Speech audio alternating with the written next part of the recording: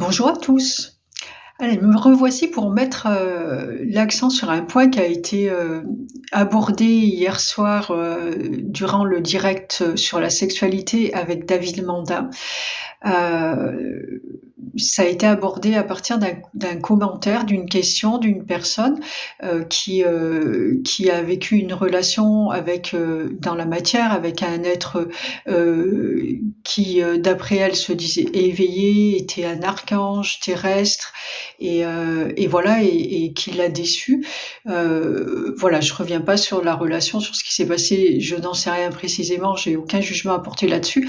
Par contre, ce que je vais faire, là, c'est, vous faire part de mon expérience et de ce qui peut amener des questionnements par rapport à cette notion d'archange terrestre. Parce que, bon, moi, je sais ce que je vis. Cette personne parle d'un humain aussi qui est archange terrestre. Moi, j'ai connu, d'autres personnes, aussi.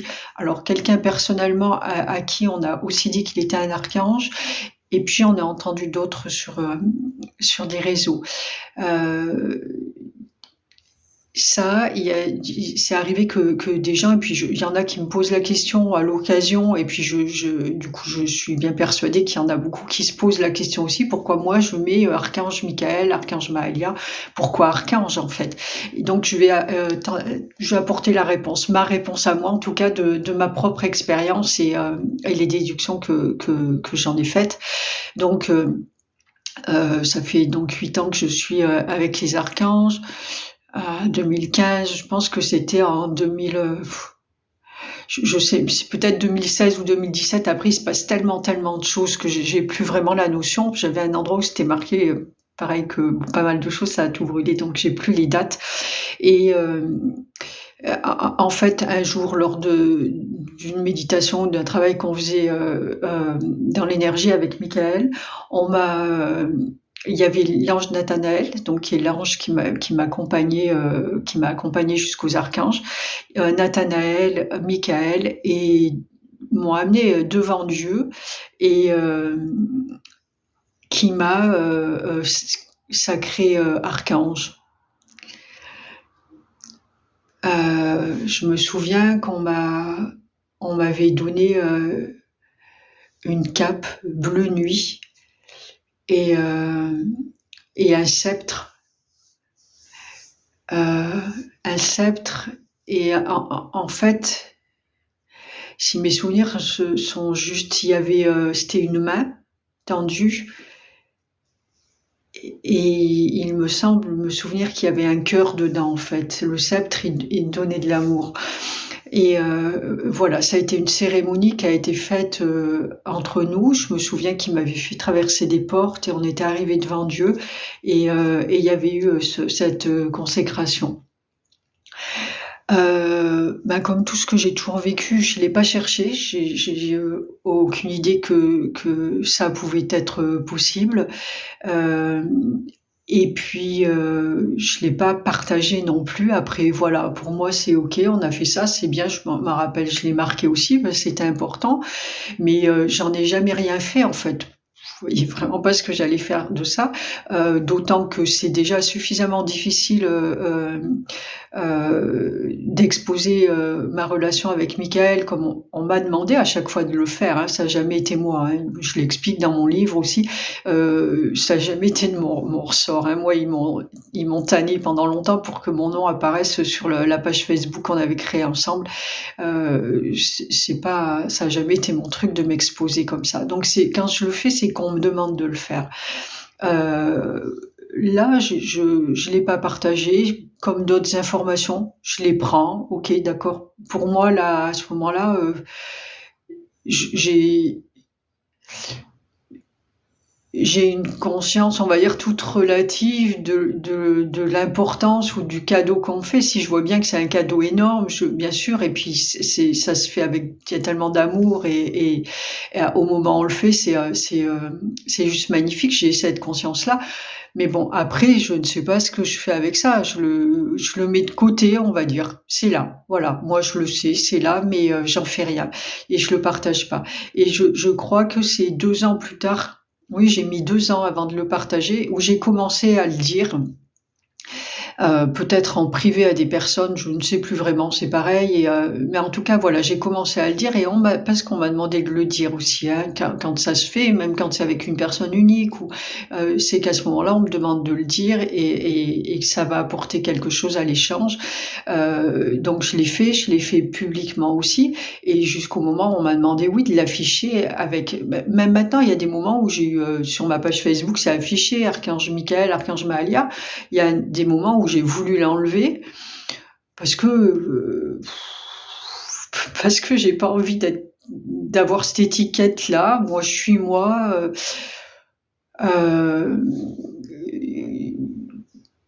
il y a même des moments où ouais, non, j'allais dire je reviendrai à mon prénom de naissance, en permanence et pour être tranquille avec tout ça et puis, mais en fait non, Mahalia pour moi c'est vraiment important. Là, pour moi, c'est moi. Là, à l'heure d'aujourd'hui, c'est moi donc même quand je fais des tentatives vers ça, non, en fait, j'ai pas envie. Je suis très bien comme ça. Puis si on m'appelle Emmanuel, on m'appelle Emmanuel, mais c'est vraiment moi, je me ressens comme Mahalia.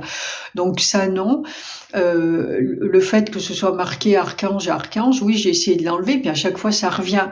Et là aussi, si je me repose dessus et que je me dis si je l'ai enlevé, on serait tranquille avec ça, parce que faut pas croire, mais ça m'apporte beaucoup de difficultés. J'en ai parlé. Tout ça me ferme beaucoup de portes hein, dans la matière. Hein. Le fait que je parle de ma relation avec Michael, et ça, c'est peut-être qu'au début, oui, j'ai pensé que ça allait m'en ouvrir. Oh, que nenni, ça ne fait que de les fermer.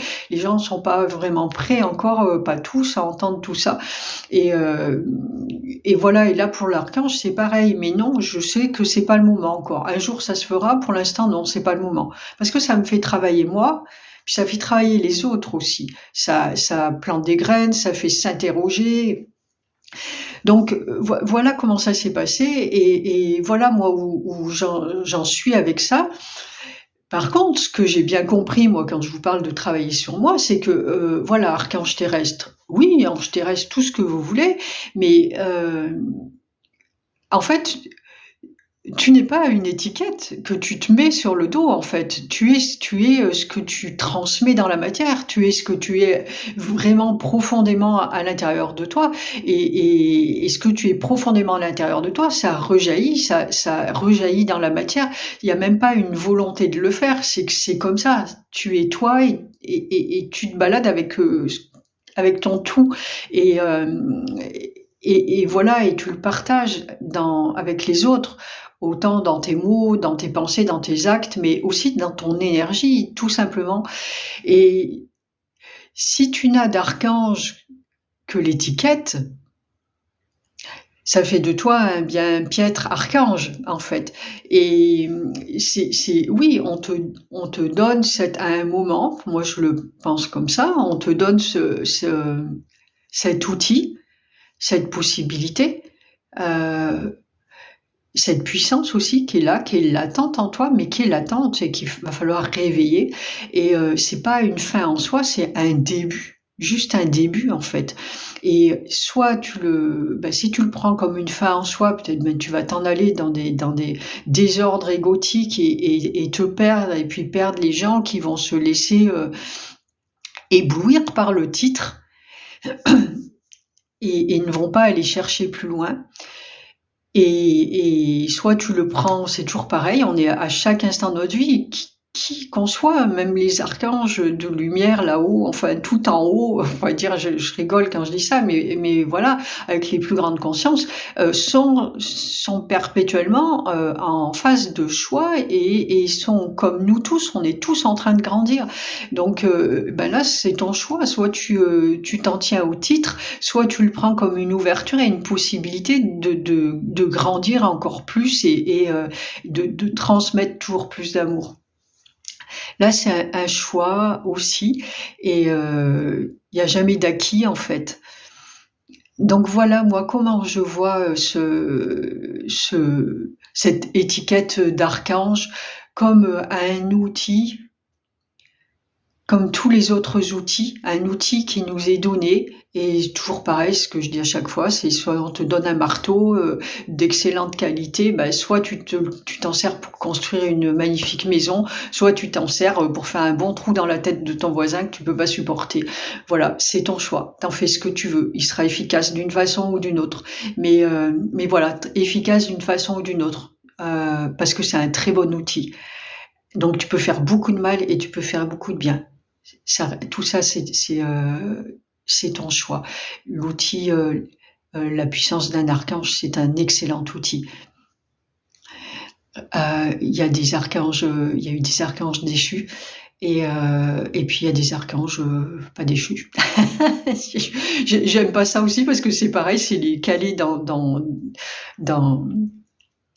dans l'ombre ou la lumière et j'ai vraiment, puis sachant tout ce que je sais en plus, j'ai aucune envie de caler qui que ce soit dans quoi que ce soit. Chacun est ce qu'il est et vit sa propre vie et nourrit le monde, l'univers de ce qu'il est. Tout le monde a sa nourriture à amener. Il y aura toujours quelqu'un à nourrir. Tout est question de choix. Voilà ce qu'il en est. Je pense que j'espère avoir éclairci cette notion-là d'archange et peut-être là aussi ouvrir des portes, des yeux et surtout euh, euh, appuyer sur le discernement, sur la notion de discernement. Faites attention et ne vous laissez pas éblouir, c'est ce que j'ai dit hier soir dans le direct, surtout ne vous laissez pas éblouir par les grands mots, par la lumière et par tout ce qui brille en fait. Faites toujours preuve de discernement. C'est pas forcément ce qui brille qui est le plus vrai. Voilà. Faites attention à vous et surtout écoutez votre cœur. Voilà, votre cœur plutôt que la lumière qui vous environne. C'est votre meilleur conseiller. Voilà, je vous dis à bientôt et je vous souhaite de très joyeuses fêtes de fin d'année. Ciao, ciao, merci de votre écoute.